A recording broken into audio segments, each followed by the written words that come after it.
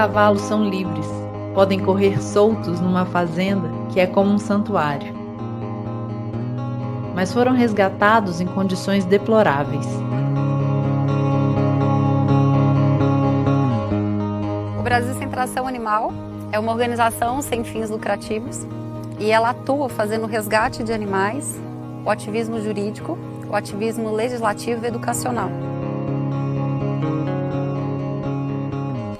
Ela é uma associação que surgiu da ideia de alguns ativistas em acabar com a tração animal no Brasil.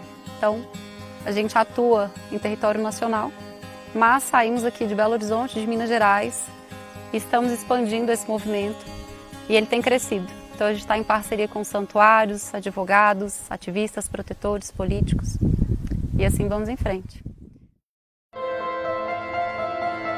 Nem todos os cavalos resgatados sobrevivem.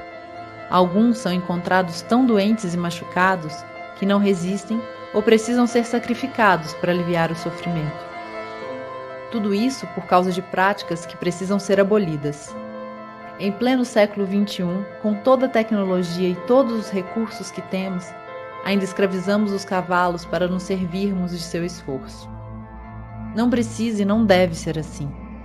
Em muitos lugares há alternativas fáceis e baratas para interromper essa barbárie.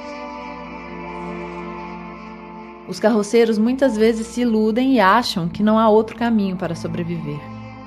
Esses não sabem que são explorados também. As soluções devem ser para todos. Carroça não é cultura, é crueldade.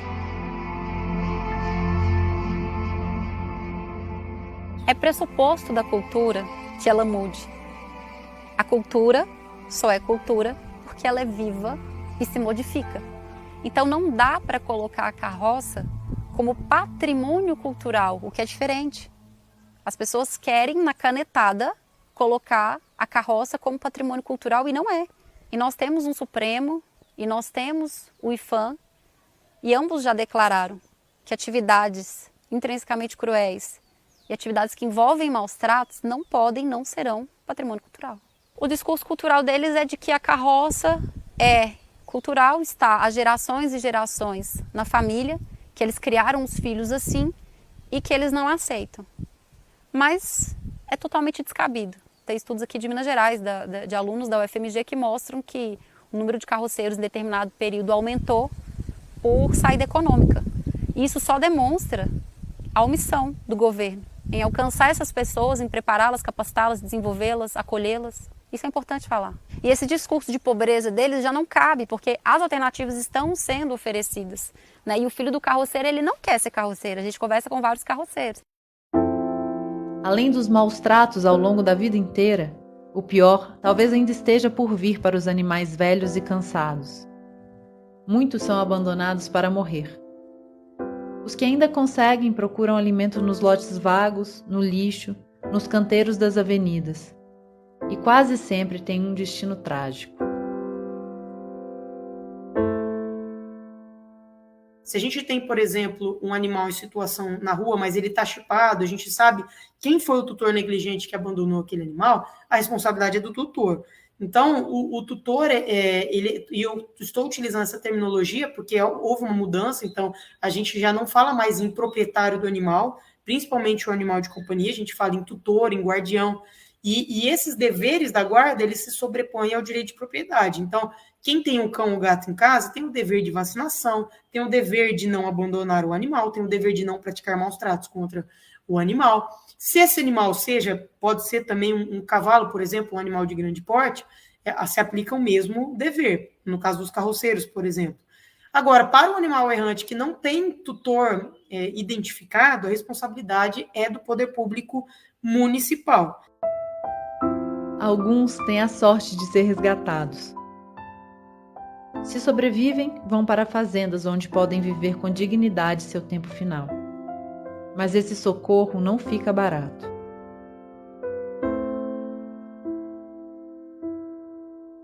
O Brasil Sem Tração Animal hoje ele sobrevive pelos animais de doações, de simpatizantes, de pessoas que querem ajudar os animais, às vezes não podem acolhê-los por si mesmas, mas financiam esse trabalho.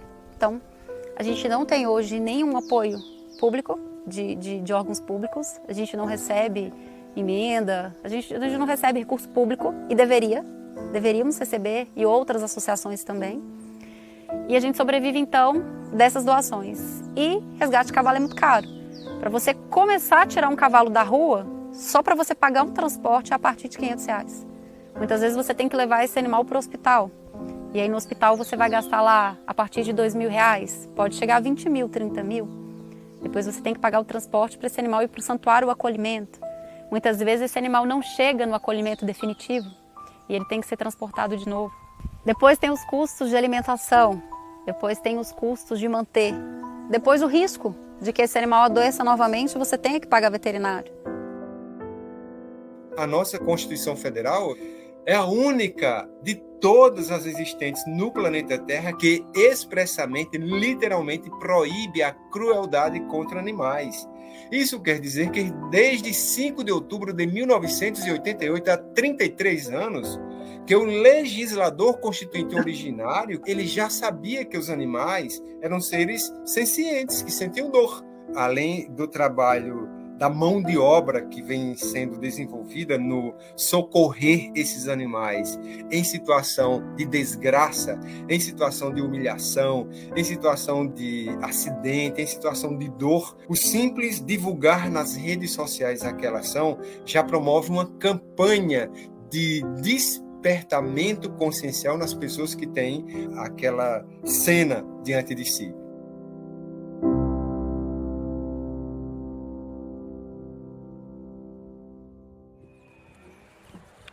Cavalos não são brinquedo, não são nossos escravos.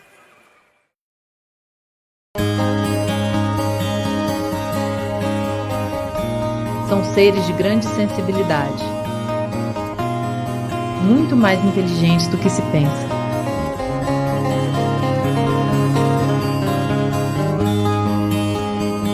Cavalos são nossos companheiros na jornada por este mundo. Acabar com o absurdo de escravizar esses animais depende de nós.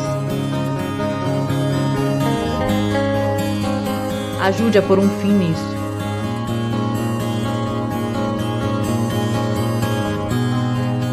Ajude quem ajuda os cavalos.